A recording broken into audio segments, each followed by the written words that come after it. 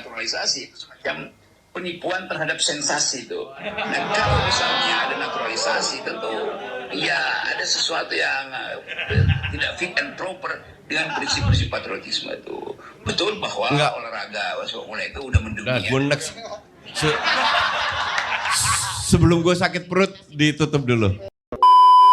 Assalamualaikum warahmatullahi wabarakatuh. Teman-teman, kembali lagi di channel YouTube saya, Khairun Imam.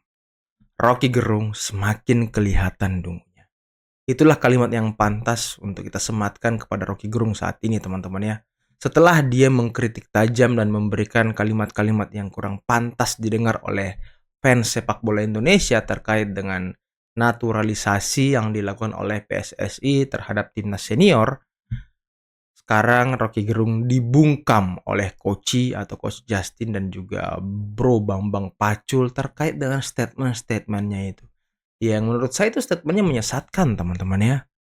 Ini tidak sama sekali mendidik nih statement-statement Rocky Gerung. Tapi ya kapan juga statementnya mendidik ya kan.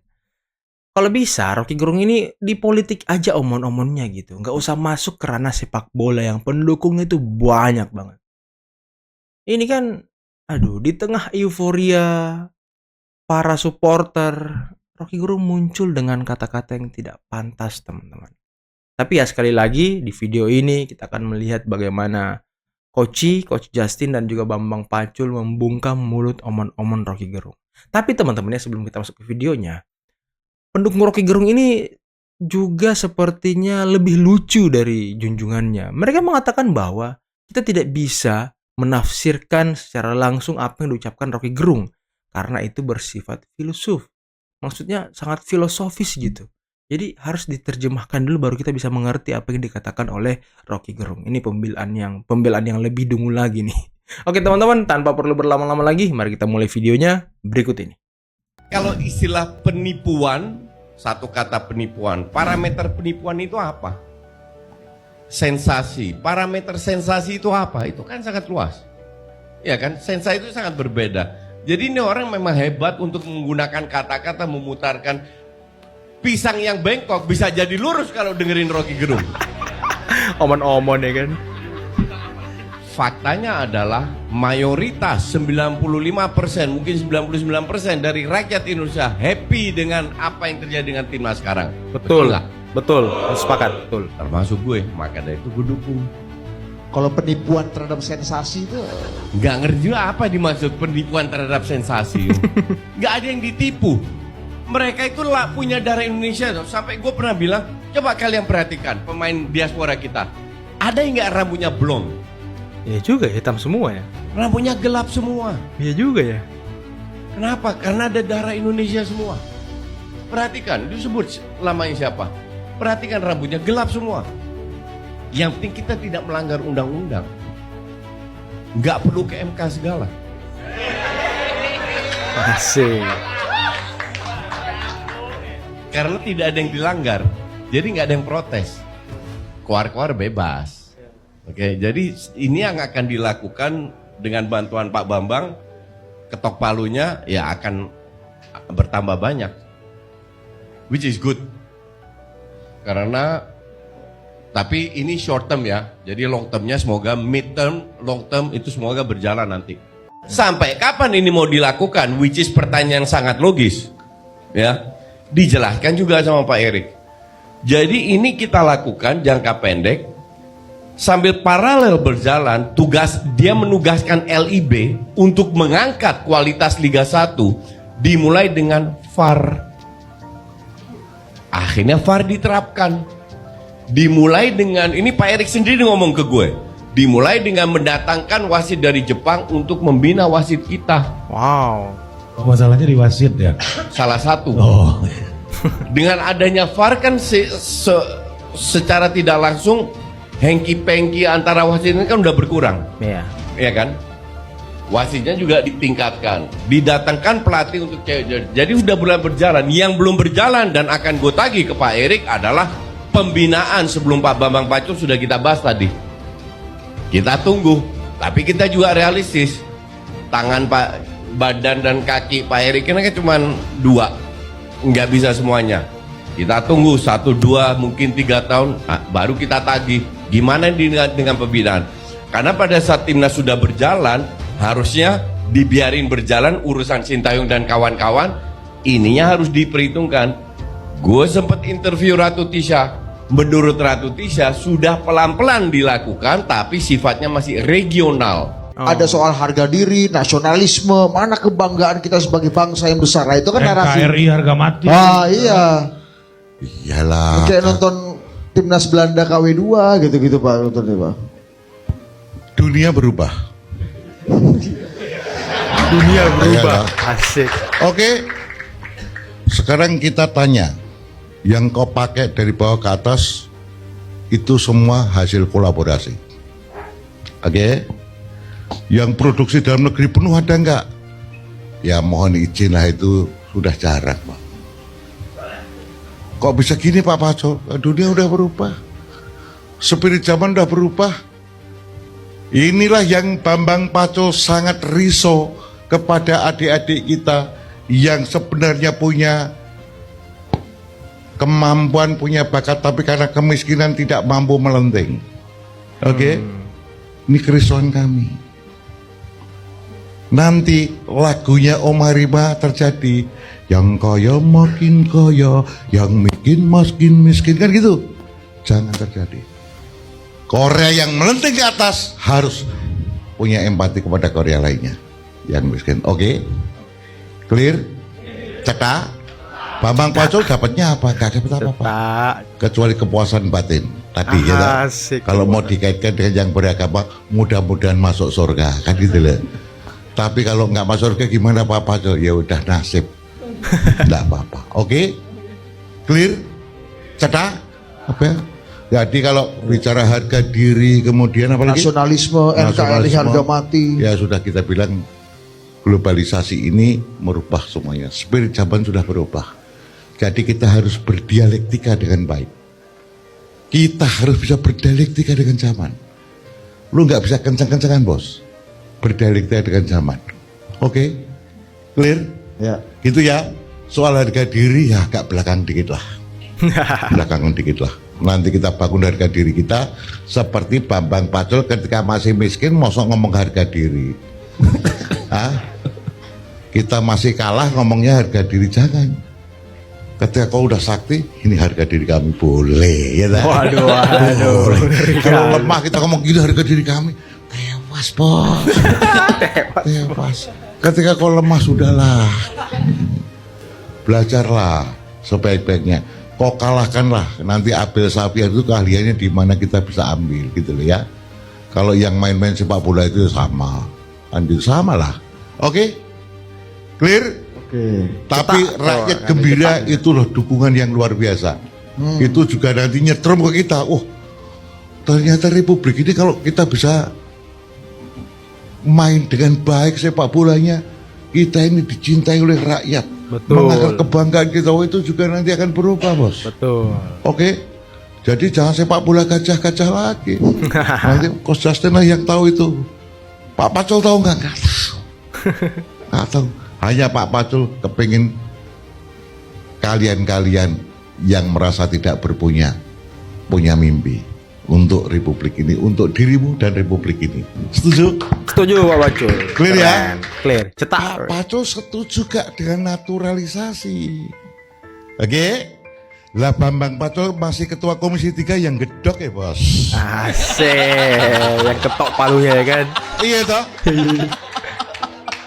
Jadi naturalisasi ini kita bisa ngeliat dulu.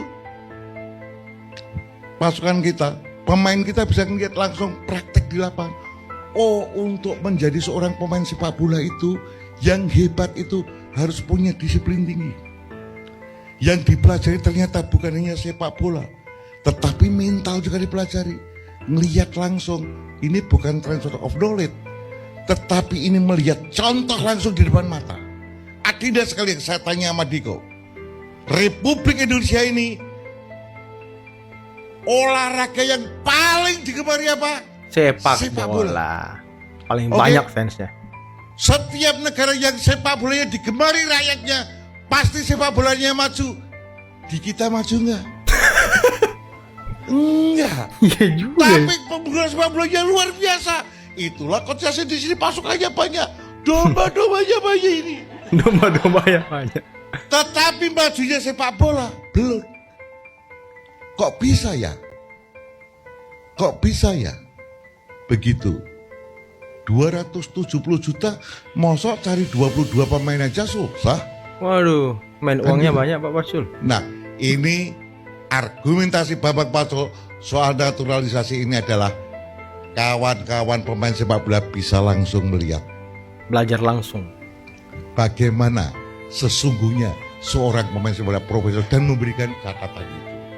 Bahwa today ketika kita bisa menahan 0-0 dengan Australia yang langganan pemenang sepak bola dunia ini, masuk Piala Dunia ini, kita senang sekali Pak. Semua ore-ore Pak. Asli? Kecuali towel. Kecuali towel. Nah itu biar perdebatan sama beliau. Biar perdebatan sama beliau. Jadi ini kita gembirakan. Tetapi adinda sekalian, para pemain sepak bola kita harus segera belajar. Oke? Melihat itu di mukanya. Langsung lihat. Oke? Itu harapanku ketika di Komisi 3 aku katakan itu di dalam soal naturalisasi. Oke? Jadi Pak Paco setuju gak? Sementara setuju. Sementara. Tapi ketika kita udah jagoan, ya gak perlu kita bisa ya kita saja. Kalau sudah bisa, kalau belum belajar. Bukan transfer of technology, tapi ini adalah transfer of skill, transfer of hard skillnya. Coach Justin ditanya pendapatnya tentang omongan Rocky Gerung, yaitu tentang naturalisasi. Dijawabkan dengan Coach Justin itu dengan bijaksana dan logis. Nah yang lucunya ini pembela Rocky Gerung itu bilang, katanya orang-orang yang gak ngerti filsafat akan menelan mentah-mentah ucapannya Rocky Gerung yang filosofis itu. Bro, Anda itu belajar filsafat untuk bijaksana, bukan untuk meningkatkan ego, bukan untuk semakin merasa pintar. Kalau untuk pintar itu banyak orang lain lebih pintar tanpa harus belajar filsafat gitu loh bro. Jadi gini, sekarang kita balikin deh. Rocky Gerung ngomongin bola, ngomongin naturalisasi, dan dia nggak paham bola, nggak paham naturalisasi. Berarti sama dong, Rocky Gerung juga menelan mentah-mentah kalau begitu. Makanya bro, belajar filsafat itu untuk bijaksana, bukan untuk ngerasa paling pinter. Seakan-akan orang-orang yang belajar filsafat lah orang paling pintar. Kalau gitu malah menunjukkan kedunguan Anda gitu loh. Nah teman-teman, itulah tadi video yang sangat luar biasa dari Coach Justin dan juga Bro Bambang Pacul terkait dengan responnya terhadap kritik naturalisasi dari Rocky Gerung. Sepertinya Rocky Gerung ini cosplay jadi Bung Toel teman-teman ya. Kritiknya tuh ya mirip-mirip lah dengan Bung Toel dan kawan-kawan lah ya. Tapi ya itulah teman-teman, namanya juga Rocky Gerung yang suka omon-omon, yang suka membuat kericuhan, kegaduhan. Kalau di politik it's okay lah, kita masih bisa berargumentasi, masih bisa omon-omon. Tapi kalau di sepak bola, waduh ini ya sudah ada regulasi yang pakem gitu. Jadi ya nggak usah lah soal nasionalisme dan segala macam. Ini ya soal nasionalisme. Anak-anak diaspora ini yang orang tuanya salah satunya Indonesia, dia sudah menunjukkan nasionalismenya dengan masuk dan membela timnas Indonesia. Itulah nasionalisme mereka bro. Jadi jangan anggap kita ini tidak nasionalisme dengan membawa mereka ke Indonesia. Justru itulah salah satu cara untuk mengembalikan anak-anak Indonesia yang ada di luar, yang mau berkorban, berjuang untuk Indonesia. Itulah nasionalisme sejati. Buat apa kita ngomong nasionalisme kepada orang-orang lokal kalau mereka masih bisa dibayar untuk mengatur-atur pertandingan, untuk berbuat curang? Apakah itu nasionalisme? Gak usah ngomong nasionalisme. Gimana cara nasionalisme? Kalau masih ada sepak bola gajah, kalau masih ada wasit yang berat sebelah, kalau masih ada perangkat pertandingan yang bisa dibayar dan segala macam, gak usah. Kita kan ini mau cari yang clear, dan semoga Erick Thohir, ketua PSSI, bisa membereskan ini semua. Dan tadi kata Koci, sudah ada langkah-langkah taktis seperti membuat VAR, mendatangkan wasit Jepang dan segala macam. Ini kan sebuah langkah-langkah pasti yang semoga kedepannya liga kita itu bisa menghasilkan pemain-pemain yang berkualitas. Karena pemain juga nih males coy, males dia kalau gue lihat. Dia males bermain. Ngapain gue mati-matian main kalau masih bisa diatur pertandingannya? Ya idealisme itu jadinya hilang kalau pertandingan bisa terus diatur gitu. Kalau pertandingan bisa berat sebelah dan segala macam.